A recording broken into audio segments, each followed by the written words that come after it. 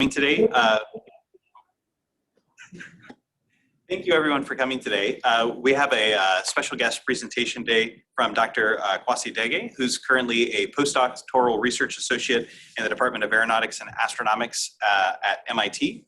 Kwassi is going to be talking to us today about some of his work at the intersection of cybersecurity and cyber-physical systems. And also I want to give a special shout out for his help with the ML summer school we ran this summer. So Kwassi was kind enough to offer his volunteer services as a mentor while we tried to teach folks about trustworthy machine learning and data science, and we had a great time working together. He's got a lot of accolades, and I'm only going to go through a few here, so I encourage people to dive into his bio. But he was a recipient in 2021 of the Rising Star in Aerospace Award, as well as several doctoral awards during his time up in Montreal working on his thesis work. So thank you so much for coming here, Kwassi, and looking forward to hearing more about your work. Thank you very much for the opportunity. Is there a button you need to click here? Is that?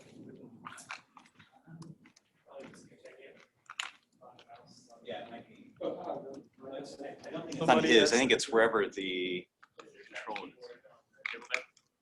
There's 4 of them, so we'll see. There you go. Voila.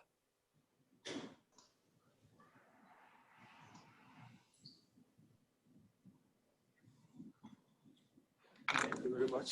And yes, welcome everyone to this presentation. The topic of my presentation today is stealthy attacks and attack resilient interval estimators. This is a joint work with Jérôme Lenny and Degue. Jérôme Lenny is affiliated with École Polytechnique de Montréal and Girard Research Center in Canada, while Degue is affiliated with INRIA. INRIA is the National Research Institute for Computer Science and Automation in France.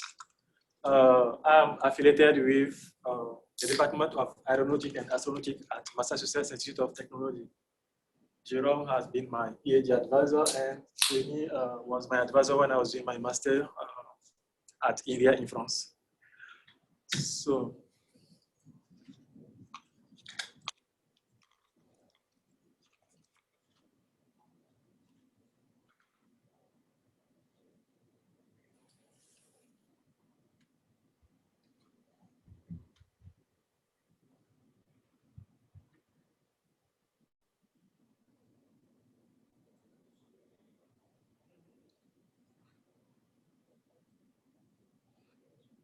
Is it advancing on your laptop?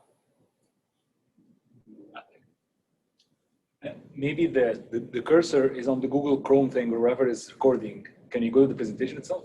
Or is this just something we see?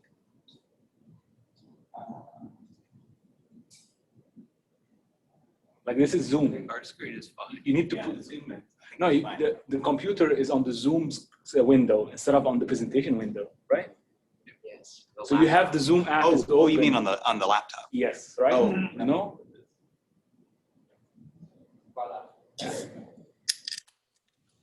yes, thank you very much. After motivating the topic, I'll present the main contributions of my work. And I'll present essentially the design of the stealthy attacks and the attack resilient interval estimators. And I will conclude this presentation with some ongoing work. So for the motivation, roughly speaking, we have industrial control systems everywhere. Like nowadays, we have that in aerospace industry, nuclear and power industry. And essentially during the last decade, the physical component and the software component of industrial control system merged, which led actually to some new type of vulnerability. Let me give you just a simple example. Assume that there are young folks who are in this beautiful car and they are going maybe to Paris. The driver is the speed of the car currently is 70 kilometers per hour. Now the driver would like to decrease this speed to 40 kilometers per hour. So when the controller receives this data from the sensor, it should make a decision actually. The decision to be to reduce actually the speed since we want to go to 40. Now we have 60. Normally, when the 60 go to the controller, it should make another decision, which will consider actually to decrease since we want to go to 40. Now there is an adversary that is manipulating this data, and instead of 60, it has sent 30 kilometers per hour to the controller. Now the controller will make a decision that will consist of increasing the speed instead of decreasing it. Now we are at 80 kilometers per hour. Now the controller needs to decrease because we want to again to go to 40. The adversary manipulates the data and change it to 10. Now the controller will be full again and increase the speed. Now we are at 150 kilometers per hour. And this whole story actually will have actually a net that will not be really funny for the young folks that were going to their party. This is just one example of how people can interfere, like can manipulate data from of your sensor. So another example that is very famous is the example of the StuxNet. Actually, those are centrifuges that were in Iran. There are people who had hijacked the sensors of this centrifuge a few years ago. They have recorded actually the reading during the certain amount of time, and they have replicated this reading during a period. While at the same time, when they were replicating the past readings, like the past measurements, they were manipulating the actuators of the centrifuge. So they were causing damage to the system, and they were not notified very quickly because they were replicating some measurement that they were recording previously. Roughly speaking, to detect an attack or a fault in the control system, you have your system, you have something that will be an attack or an anomaly. You need to design your, like all kind of industrial control systems, they have a detection algorithm that is trying to say if everything is working perfectly or not. The detection algorithm actually will raise actually an alarm if something is wrong. The problem is with people who will be very smart. When you consider smart adversary, that will try to fool your detector. But he will cause damage to your system, and he will not be detected by your monitor. So the research objective of this work actually is, the first one is the design of an attack signal that will not be detected by the monitor. So we will have a strong adversary. And again, the main idea is to design a very robust attack resilient estimator. So if you consider a strong adversary, you can, your attack resilient estimator will be really robust. If you are considering a weak adversary, your attack resilient estimator will not be that much robust. So the first objective is to design attack signal that will not be detected. And the second objective is to design an attack resilient estimator. But we assume that we have some kind of information about the location of such attacks. I'll give more detail during the presentation. Partiality, there was a work of partiality in the past that discussed actually stealthy attacks, but they didn't consider any uncertainty in the system. They have considered system with no uncertainty. There was one work also of Pagis actually, where they have considered sensor attack, only sensor attacks with bounded noise, but they assume that the initial condition of the system is really known. And this is a very strong assumption, like for most of the control system that you will see, the initial condition is not known actually. Especially for linear systems, if you know the initial condition, then you know everything about the system. So this is a really strong assumption. They didn't discuss at all interval estimation. They didn't discuss also stealthiness. So in this work, we are considering uncertain initial condition. We don't know the initial condition. We only know lower and upper bounds on the initial condition. At the same time, we are discussing both sensor and actuator attacks.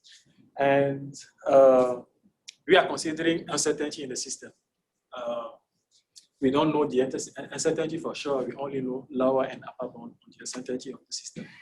I will give again more detail about that.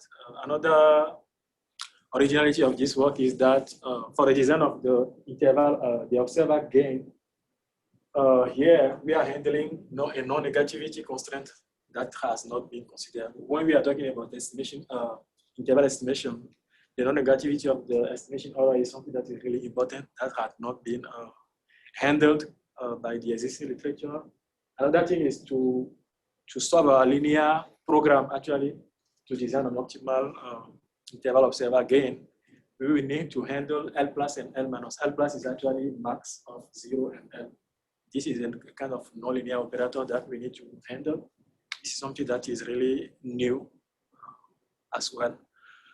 So this is the linear time-invariant system that we have considered during this work. I don't know if you are familiar with state space representation, but X here is the state, Y is the output of the system. Y is the data that you have, X is the state. You have the data Y, and you are trying to estimate X from Y. For example, Y can be velocities of vehicles, and X can be velocity and position. Like Y is the noisy version of velocity, and X, the state, is the position of and the velocity. You are trying to estimate the real value of the position and the velocity from the noisy version of the velocities. This is the main idea about this kind of representation. We assume that the pair AC is detectable. This means actually that you can estimate actually your state from your output. Because if you know you cannot do that, actually you cannot do anything. So this is a basic assumption. And like I have said previously, we do not know any information about the initial condition. We only know lower and upper bounds on this initial condition X0. We do not know the perfect, we don't have any perfect information about the uncertainty, the unknown input, W. We only know lower and upper bounds on it. Roughly speaking, if you have a linear system, if there were no uncertainty on the system, then you can design the so-called Weinberger observer. This is a pointwise estimator. Like you can design an estimate of the true value of the state. If you knew the statistical properties of your uncertainty, then you can design a Kalman filter. Essentially, we are talking here about linear system. A Kalman filter will be an optimal estimator. And the third case is the worst case scenario. You don't know the statistical properties. So now you only know lower and upper bounds on your uncertainty. How can you do? You can only estimate a set of admissive values at each time. You can at each time actually, you can estimate lower and upper values actually of X, the state. This is the best that you can do. And this is the definition of an interval estimator or interval observer. When you are estimating, you are designing lower and upper bounds on the state actually. You are designing the so-called interval observer. Roughly speaking, to design an interval observer, you need to satisfy two main conditions.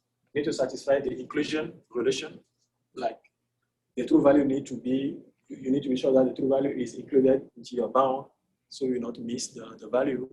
You also need to satisfy the stability of the estimation error, essentially because you don't want the bound to diverge actually. You want to converge asymptotically to the true value of the unknown value of the state. So you have the inclusion relation and you have also the stability of the estimation errors that need to be satisfied. This is an example of a standard interval observer that exists in the literature. This is something that has been designed by Degue, my master degree advisor. The equations too actually has improved that when you satisfy, we use these two, the equations too. You have your interval observer, like you have the lower bound and you have the upper bound on your unknown state. You can see that we are using the output Y to recover lower and upper bounds on the state.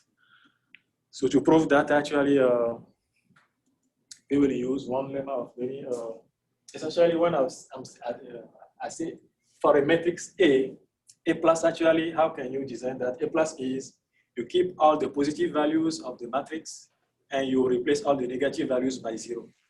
A minus is you replace all the negative values by the absolute values and all the positive values by 0, essentially. And so if you have a vector X with some bounds, the product actually, AX it has improved that it can be bounded by using this inequality over there. So these are the main idea behind how to design a bound actually on the product, AX, for example.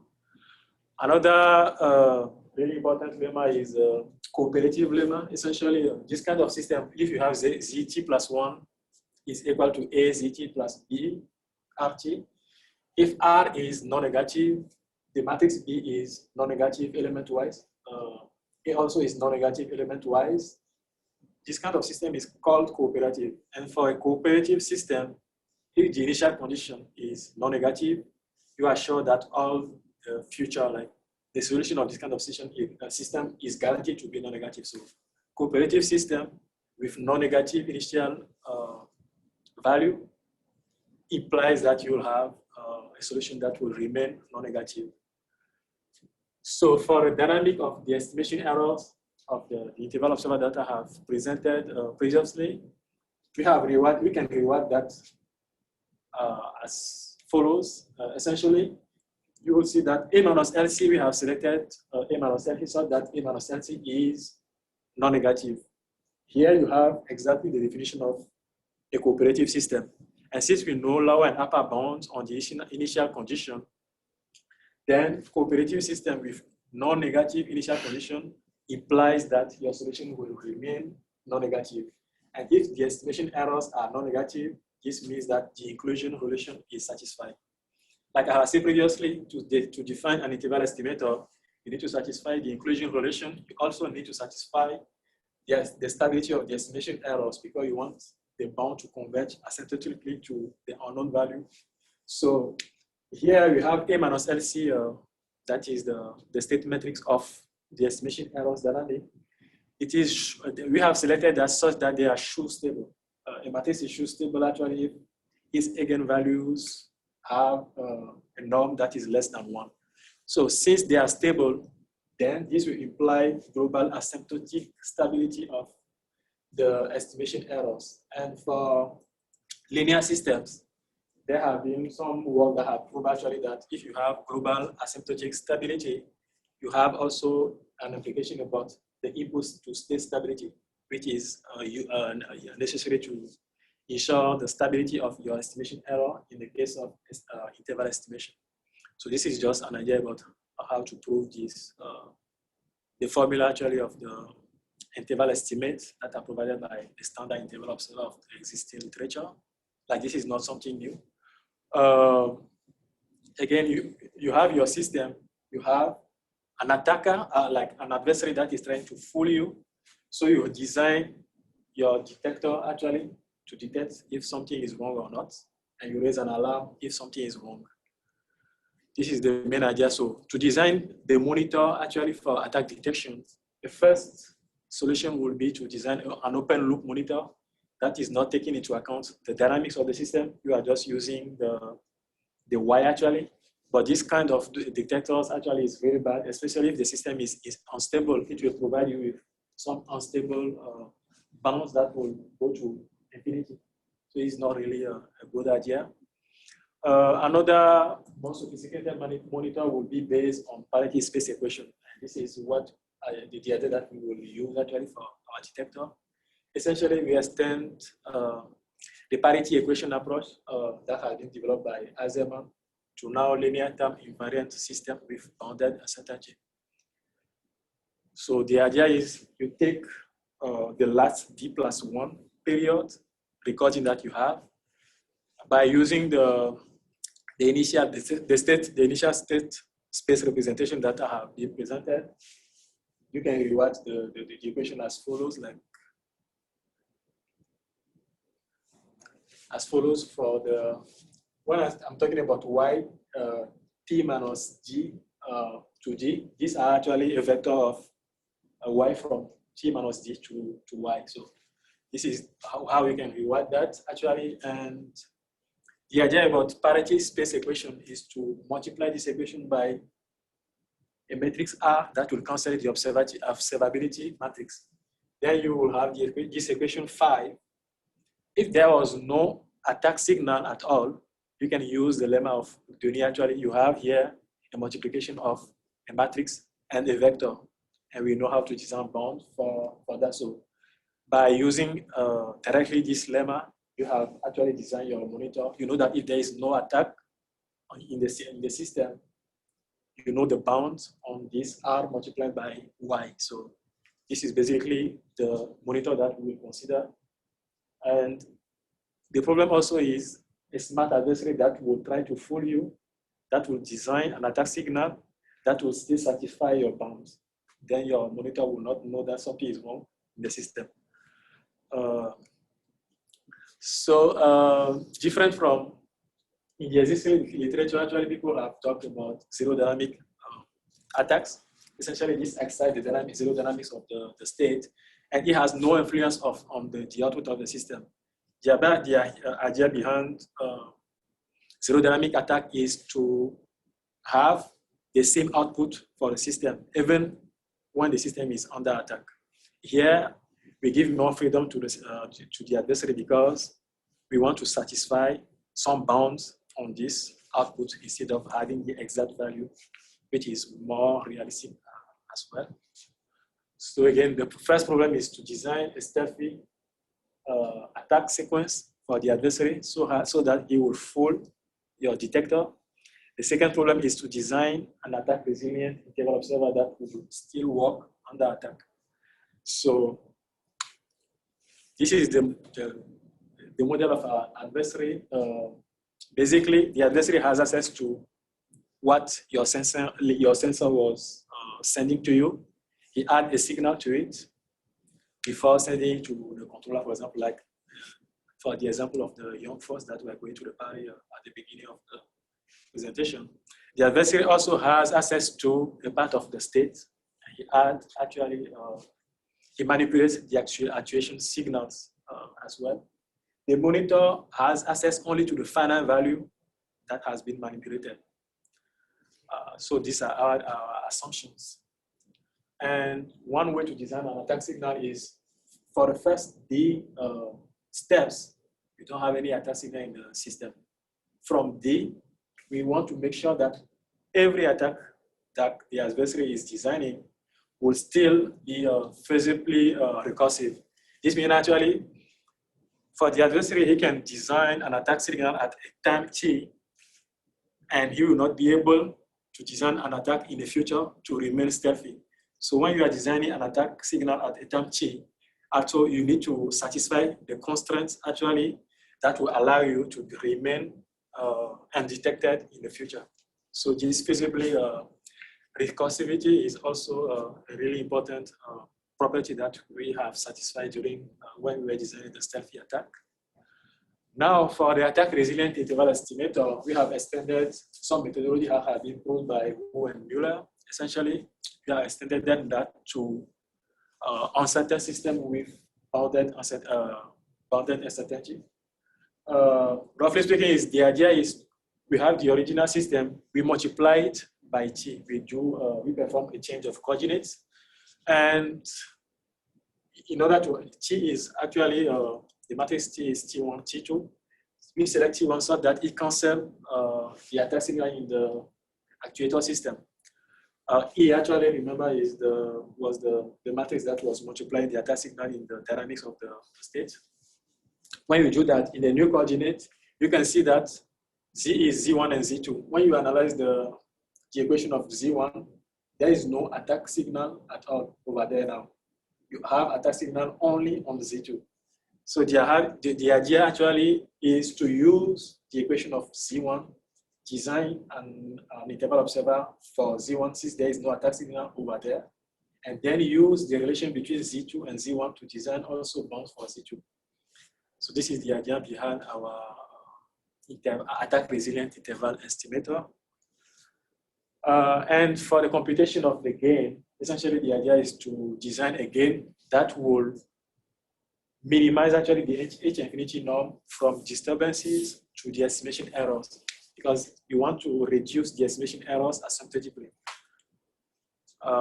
So after, recall that we have performed a change of coordinates, so we need to come back to the original coordinate.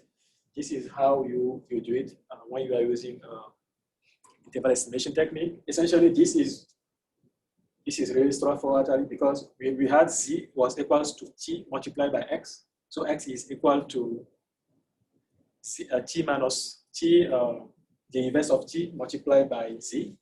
So when you have again the product of a matrix and a vector over there, we know how to design, to apply the lemma directly to design bounds for this kind of product. So when you design that, you have directly the result then.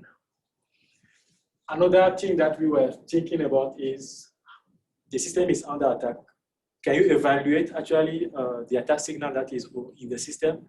Can you evaluate lower and upper bound of the attack signal? This is something that we have done. Essentially, we assume that ED, the matrix, is full column rank, because if this is not, it is not full column rank anyway, there will be an attack signal that will cancel each other. It will not be really useful for the adversary.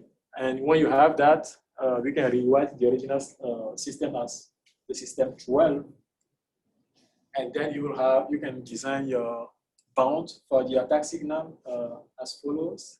Essentially, again, you are just applying the original lemma of Degue. We have this equation that is over there.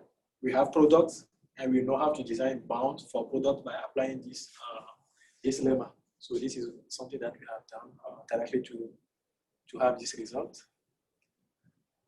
And now we have performed some simulations actually on the Raven 2 remotely piloted aircraft. Those are the values of the matrices A, C, M, N. And these values of Mn actually mean that the uncertainty, the process noise is totally independent of the measurement noise. And E and D are the attack signals matrices. And the uncertainty, like I have said, we don't know the exact values. So we have generated just a sequence actually of IID random numbers sampled from a uniform distribution over a known interval. You only know bounds on your unknown input. You don't know the exact value of W. As well for the initial condition of your system, we do not know it. This is 20, but you do not know it. The only information that you have access to is the lower and upper bound on this initial condition. And we have performed our simulations. Here the system is already under attack. The true value is the black one. Our attack resilient estimator is providing us with the blue dashed lines over there. You can see that even if the system is under attack, our blue dashed lines is following correctly. It's resilient actually to the attack signal. It is including the true value. When you use bounds that are provided by interval observers of the existing literature, you can see that they totally miss the true value of the state under attack. All of them actually are missing that. And remember that they are missing that, but the detector is not saying anything. So for them, everything is okay, and they are just missing the true value of the states. This is the second state. We have the same issue over there. Our attack resident estimator is working really perfectly, while standard interval observers of the existing literature are not working at all. They are totally missing the true value of the state, and they don't know that they are doing that because the detector is following zero, like there's nothing wrong in the system. We have the same for the third state and for the fourth state. And when we use the formulas to assess our attack signal, we don't know the real value of the attack signal. So we have designed some bound on it by using the theorem that I have presented previously. And these are actually the bounds. And you will see that the bounds work correctly because they were following the true values of the attack signal that is not known. And one idea that came to my mind actually this morning when I was preparing this presentation was, for example, if you see the time t equals to h seconds, you will see that these bounds actually are not including zero. Then if you have, for example, access to this bound on the attack signal, then you can actually think that there's something wrong.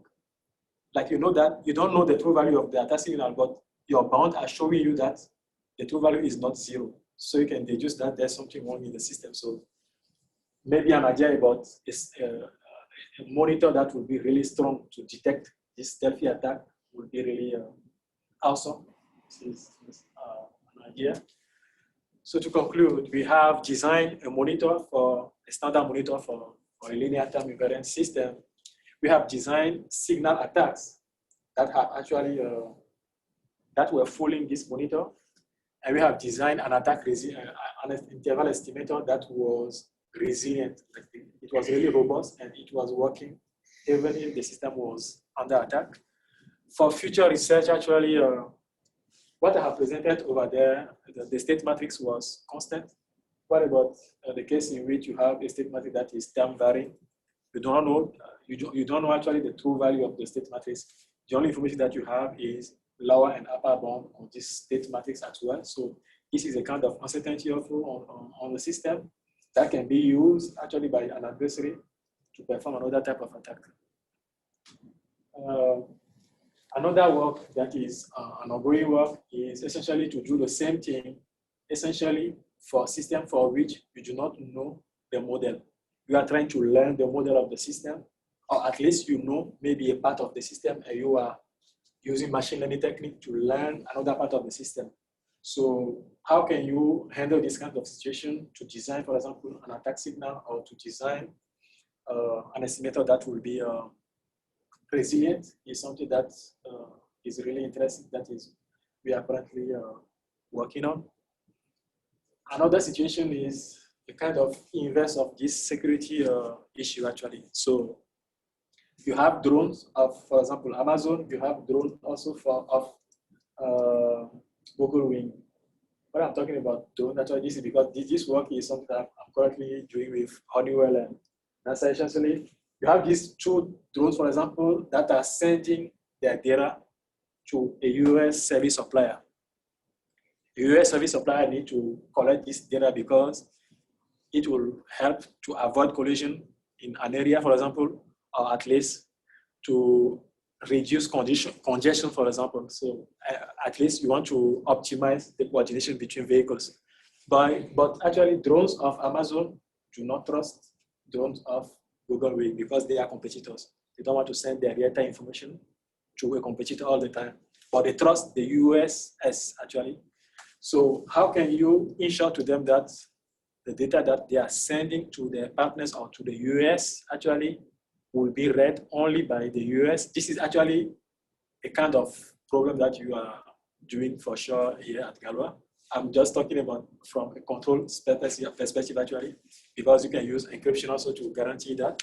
But what about when the system is time varying system, like the data is varying all the time? How can you handle this kind of system? Is something that I'm currently working on. Essentially, you have your state, you have your output, and you are sending your output to a third party that is you are trusting, essentially, that can estimate the state from what you are sending to you. But you have other people who are eavesdroppers. They want to know, they want as well actually to estimate your true state from what you are sending. So how can you encrypt or add a kind of signal to your output that will drive the trustworthy third party estimation errors to zero, while at the same time driving the eavesdropper estimator to infinity without him knowing? Actually, this is why I was saying that it is a kind of inverse of this cybersecurity issue I was discussing previously. How can you do that is something that I'm currently working on as well. And yes, this is the end of my presentation. Actually, your questions and remarks would be more than welcome. Thank you.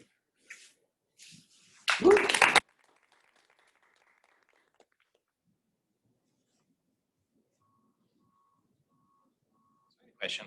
So it's really a nice estimator for this kind of time varying signal. But it seems like it probably has broader applicability when you have these situations where an attacker is producing data that is feasible but not correct. So we were doing some work with the FDA on some nutrition label data where people were fitting a feasible pattern, but it was something that was obvious to a human is wrong. But it's kind of hard to teach a machine to identify something that is feasible but isn't incorrect. Have you looked at this for kind of point data like that, where you might have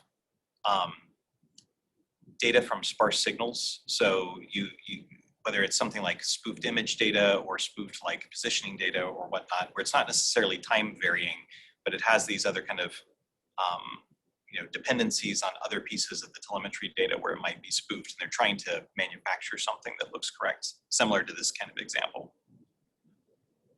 Yeah, something I have never about.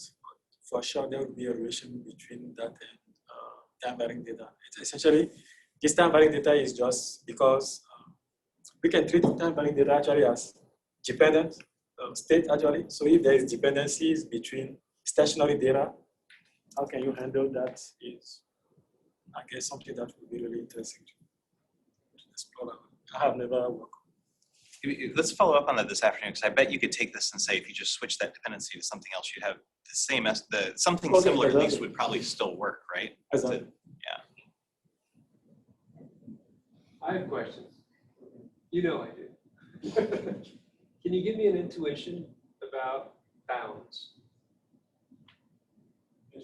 Bounds. Yeah. So for Uh, example, when I've looked at real cyber physical systems and I want to characterize in some model the bounds on the outputs of a sensor, well, I know what kind of sensor it is. Therefore, I know what kind of values come out of it because of its spec. And therefore, were I to use this kind of model, I presume I would set the bounds in accordance with that. Is that the intuition? this is the institution for an open loop monitor that will not take into account the dynamics of the system. How does that connect to this? You know, where? This one is more difficult for the adversary to realize because the adversary will manipulate the dynamic of the system actually.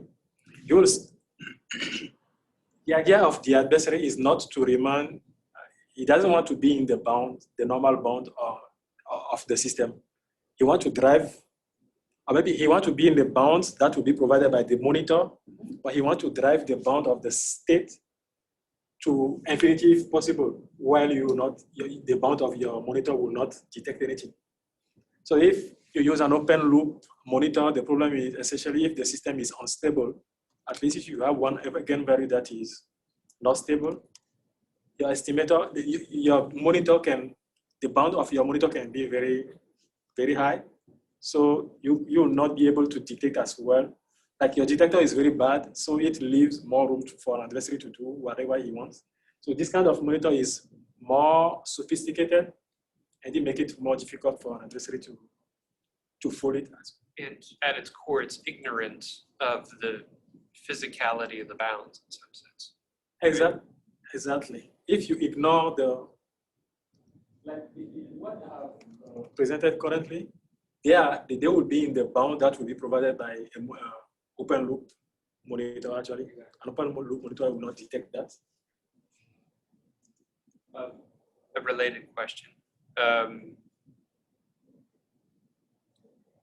At one point, you were talking about having a fixed number of past signals. It goes back into the past. But I didn't see anything inherent in the robustness or richness of the model with regards to the length of such a history sequence. Sure. This is something I didn't present Could you give me an actually intuition because on it that? was too much details. Essentially, we have used that during the design of the attack signal, essentially. How to food it. So there, at each time, actually, you need to solve a linear program actually to design your optimal attack signal. And there are many constraints that are englobing what you are talking about, that are taking into account the length of the past. I think this was the past D+1 measurement. So those are the constraints that need to be satisfied in the linear program. But I just haven't presented. Is there anything to be said, or is there any advantage for the adversary to have a longer history If the than the yes, good guy? That's a very good question actually. If the period is very long, the monitor will detect it more quickly. So it will be more difficult for an adversary to fool it. But if the length is very, essentially an open loop monitor. Time-embedded system. That's what I'm concerned with, Exactly. right? Because you don't have a lot of storage. How much history can you hold? I think this is something that will depend just on how much you can hold. Like the level of performance will depend on how much. You're gonna have a budget. Exactly. Okay. I get it. It also seems like that period is relatively short, right? Looking at The useful period? well, the unuseful period where you might miss something. Because like on the earlier graphs, his bound stayed pretty tight, but everything else kind of diverged from it really quickly. So I did, Yeah, but I mean, like in these sections here, right? What's the? but I mean, that's, you know, two of infinite models. So in some sense, so I'm not too, you know, yeah, it's crappy and good, but there's probably other things in between. Is Yeah. kind of how I look at it. Actually, I have one more question. Linear. Assumptions about linearity help some things be easier, but they also, in some sense, but they also don't reflect reality sometimes. Where do you go? Exactly. Non-linear, but a certain class, you know, that's more reflective of what we see in the Something field. about maybe Lipschitz Exactly. condition of battery. Yes, for sure. Non-linearity reflects more. A non-linear system is more real than linear system. So this was just the beginning of the Yeah. work. I get it. But currently, I'm also working on the non-linear part. Essentially, for interval estimator, is not much. It's not more difficult to handle non-linear systems than linear systems. So this is the kind of work I'm currently. As long as it's not a chaotic system, Exactly. right? I When think you you'll have be those- okay. It's just exactly. harder to do the solutions in essence. Cool, thanks. There's an interesting case study you might take a stab at with a nonlinear system, where it was, I think it was either in Puerto Rico or Haiti or something like that. They were flying a drone with a magnetometer on board that had a fault. It wasn't a malicious fault, but it was one that caused it to veer severely off course because it was basically getting this kind of stealthy error where the drift was significant. And that might be a fun one to look at as a way to like ground it in a real system and show that it works on more than simulated data, because I bet it would work just as well here. How did you code it? I can send you the Okay. paper on this. This was something I ran into when I was doing some work with NASA. It was actually on a UTM-based project. So, but the data is open, so it might be a really useful test case for you. Was that malicious data or just an error? It was a fault in the magnetometer, I think, but okay. it presents almost as a malicious data because the magnetometer is in essence spoofing its own data, right? I mean, yeah, you can't tell the difference between a faulty sensor and a backpack. Exactly. That's just distributed systems in a nutshell. Yeah, and this one led to loss of the platform. So it's a good example of where you could show like you could have probably caught that. Yeah. People have used similar techniques to detect devices that are about to fail because the same sort of faulty conditions exemplify rotors that are about to die or batteries that are about to die. Cool. Merci. Yeah. Thank you so much, Kwassi. This was great. Thank you for the invitation.